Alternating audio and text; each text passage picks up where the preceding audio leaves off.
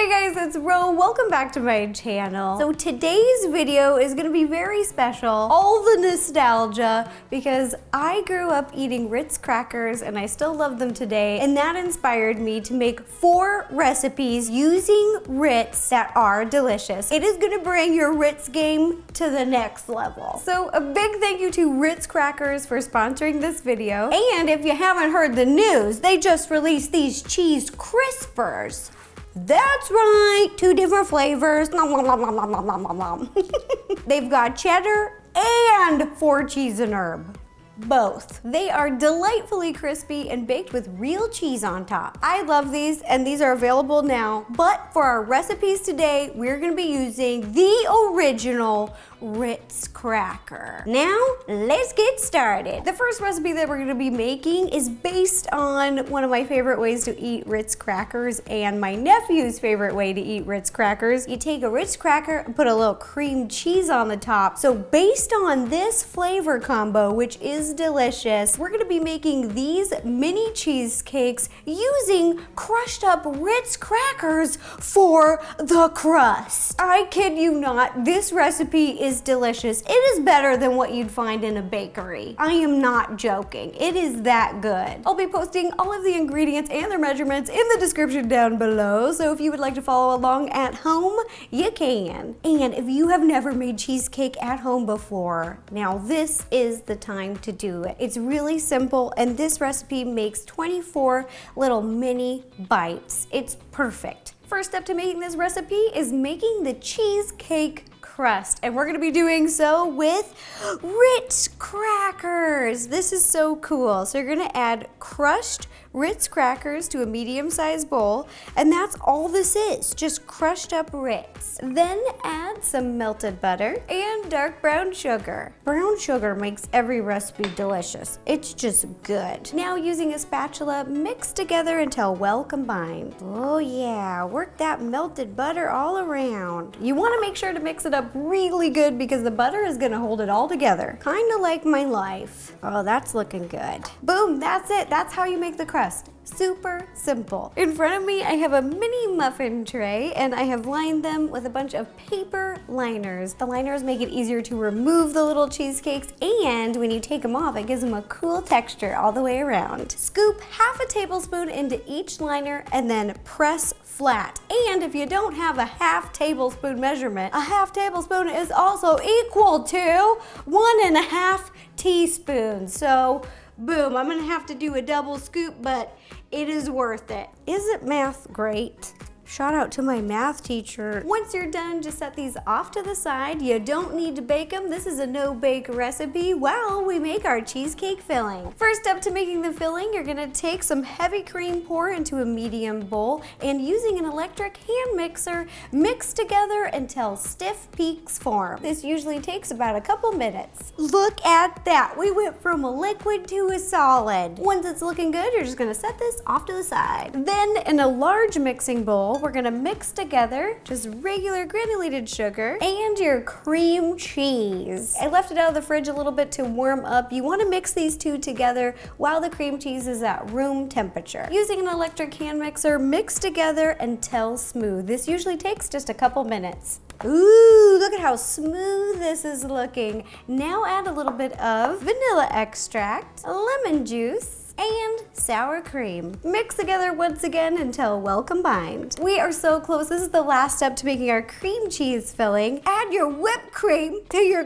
cream cheese mixture. Mix them together on a low speed until smooth. And don't forget to use a spatula to scrape down the sides. Our filling is ready, and this next step is totally optional, but I like to do it because it makes the next step a little easier. So you're taking a large piping bag, and I've just placed it into a cup so that I don't have to hold it while you scoop the filling inside. Pipe each tray 3/4 full. Ooh, like so. Boom.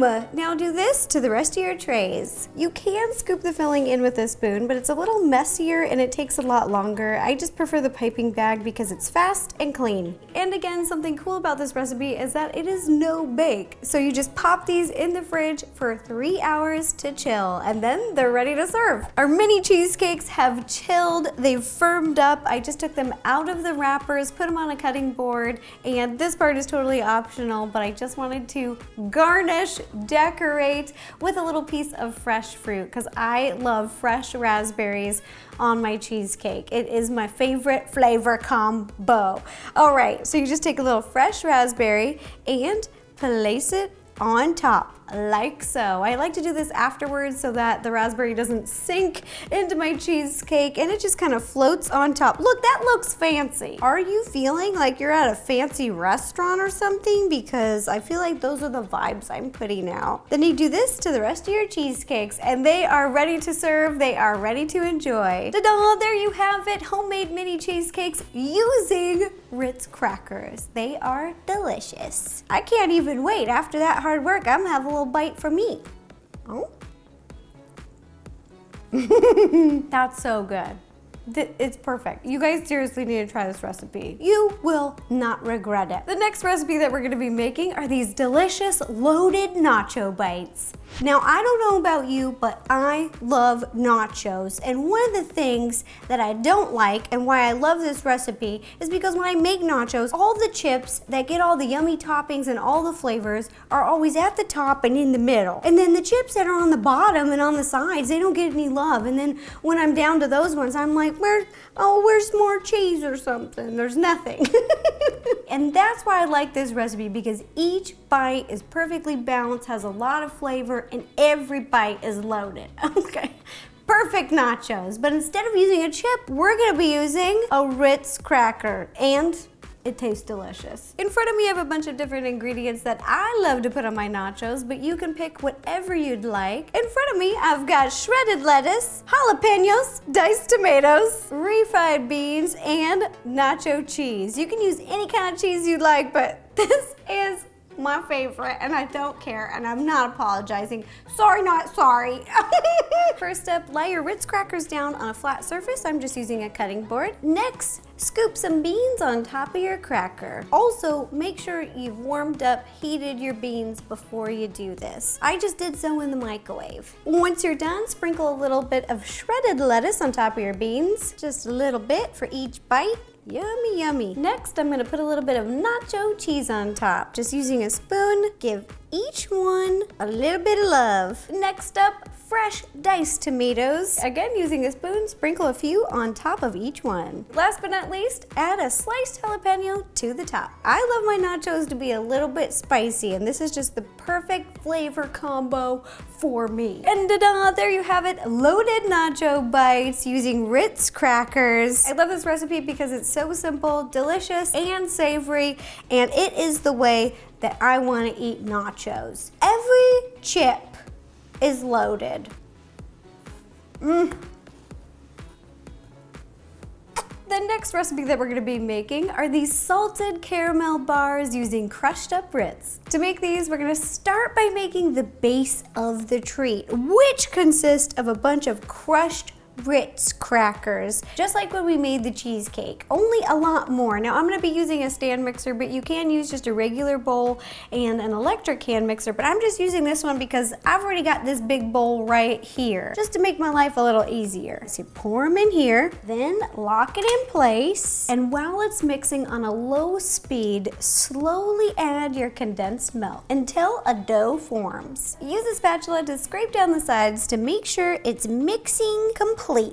Once it's well mixed, should look like that. Perfect. We're gonna grease and line a baking dish, like a casserole dish, with a little bit of baking spray and parchment paper so that it doesn't stick and it's really easy to remove. Pour all of your mixture into the pan and press it down evenly. Once you've flattened it out to cover the whole dish, we're gonna heat our oven to 350 degrees and bake this for 8 minutes. Once you've baked your base, take it out of the oven, allow it to cool for 10 minutes before you add your toppings. The first topping that we're gonna add is a little caramel and cream. Pour your cream into the bowl with the caramel candies. We're gonna pop this in the microwave and heat together until smooth. I like to do so in 30-second intervals so nothing gets overheated or burnt. Ooh, look at that! hot and melted. This is the perfect texture. We're gonna pour this over our baked base, over the whole thing. Just pour it right on top. Then using an offset spatula, spread evenly. You can also use a spoon or a knife, whatever you got in your kitchen. I just like using the spatula. I have a little bit more control. Then when it's still warm, sprinkle a little bit of sea salt over the top, just a little bit, so it's sweet and salty. So it's sweet and salty, sweet and salty. Now let it sit for 5 minutes to set. Once the dish has set, we're gonna add our last layer, which is our melted chocolate. We've got some chocolate chips in a medium-sized bowl and a little bit of coconut oil. Pour the coconut oil into the bowl over the chocolate chips, and again, heat them together in the microwave. Just heat for 30 seconds and mix. Heat for 30 more seconds and mix again. Our chocolate is looking good, and while it is still warm or hot, pour over the top. I've got my little mitt because this bowl is still pretty warm. Once again, using an offset spatula, smooth until flat. You just want enough to cover the top. It's a thin layer of chocolate, and it is delicious. Last but not least, sprinkle a little bit of coarse salt over the top one last time. This is looking good. Now you're gonna pop it into the fridge to chill for about 2 hours. Once chilled, take them out of the fridge. I cut into little squares and they are ready to eat. Num num num num num. These salted caramel bars are so good. Sometimes I even cut these squares into 4 more for little bite-sized pieces because this recipe is so delicious, so flavorful and rich that sometimes just a little square is the perfect amount for a dessert. The last recipe that we're gonna be making are these chocolate banana peanut butter bites. All of the recipes that I made today are simple, but this one may be the easiest. All you need to make these treats are RITZ Crackers, bananas, peanut butter, and some chocolate chips. First step, we're gonna slice our banana. Oh, geez. Whoa, the top came right off of there. Okay, this one volunteered. Peel your banana and slice into banana pennies using a sharp cutting knife. So I put the banana on top of a cutting board. Be careful, don't get your fingers. And if you aren't familiar with the term banana pennies, it basically just means banana slices. You wanna make them about a 1/2 inch thick or shorter, whatever you'd like. You're gonna place a banana slice on top of each cracker, so just cut as many slices as you need. Next, lay your crackers flat. I'm putting them on top of the cutting board, but you can put them on a plate or serving tray, whatever you'd like, and scoop a little bit of peanut butter right on top, about a teaspoon. This honestly is a treat right here. A Ritz and peanut butter, a Ritz and cream cheese, that's already good. We're going the extra step. We're going the extra mile to make these delicious. Next, place your pennies on top of the peanut butter. Yum, this is great. Just do this to all your crackers. Then once you got the bananas on there, we're gonna melt our chocolate. I've got a small bowl here of chocolate chips and I'm gonna heat it up in the microwave, again in 30-second intervals so I don't burn my chocolate. Give it a little mix and then heat it up again. I melted the chocolate and I put it in a little piping bag to make things a little bit easier. But you can also take a spoon and just drizzle on top. I wanted a little bit more control. Ooh, just like that. Little zigzag action back and forth. Boom. Do this to all of your treats. And ta-da! Here are the 4 delicious recipes that we made today using RITZ Crackers. We made mini cheesecakes, loaded nacho bites, salted caramel bars, and chocolate peanut butter banana bites. All of these recipes are so good and they are simple and easy to make. And if you guys make these, please take a picture and send it to me. I love seeing your baking creations. It just makes me happy. It makes my day. And I'll be taking pictures and posting these all over social media. So if you guys want to make these at home, you can. And again, as a reminder, all the measurements and ingredients will be in the description down below so you can follow along. If you like these baking ideas and videos, don't forget to give this video a thumbs up, click subscribe, and ring the bell to receive notifications every time I post a new video. And again, a big thank you to RITZ Crackers for sponsoring this video and making it happen. Anyways, thanks for watching. I hope you enjoyed the video and these recipes. Bye-bye. And if you'd like to watch any other videos, you can click up here or up here. And while you're deciding and clicking over here, I'm gonna have 1 more of these cheesecakes. Why not?